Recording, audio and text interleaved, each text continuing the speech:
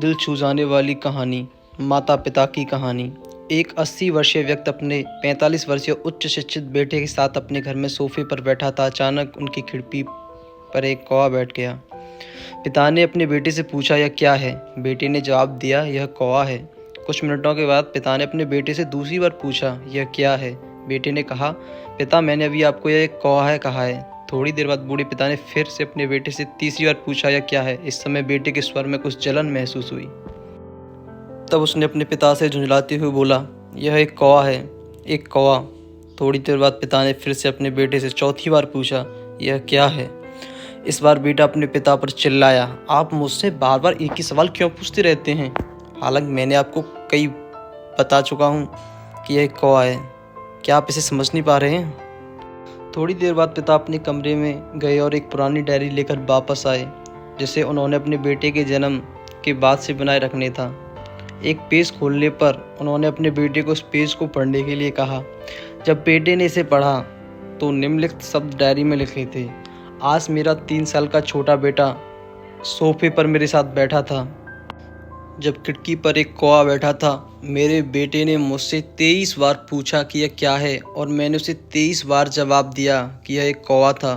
मैंने उसे हर बार प्यार से गले लगाया और उसने मुझसे 23 बार फिर से वही सवाल पूछा।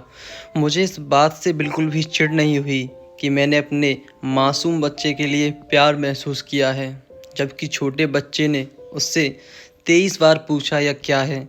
पिता को 23 बार पूरे सवाल का जवाब देने में कोई जलन महसूस नहीं हुई, और आज जब पिता ने अपने बेटे से सिर्फ 4 बार यही सवाल पूछा तो बेटे को चिढ़ और गुस्सा महसूस हुआ। इसे पढ़कर उस बेटे को अपने किए गए व्यवहार का पता चल गया था, जिससे चलते अब वह मन ही मन बहुत शर्मिंदा हो रहा था। शायद अब उसे किए गए अपने बूढ़े पिता के प्रति व्यवहार पता चल गया था। इसलिए यदि आपके माता पिता जब बुढ़ापे में होते हैं, उन्हें न तो पीछे छोड़ें न ही उन्हें एक बोझ के रूप में देखें, बल्कि उनके साथ एक दयालु शब्द बोलें, शांत, आज्ञाकारी, विनम्र और उनके प्रति विचारशील रहें। आज के इस बात को कहें, मैं अपने माता पिता को हमेशा खुश देखना चाहता हूँ।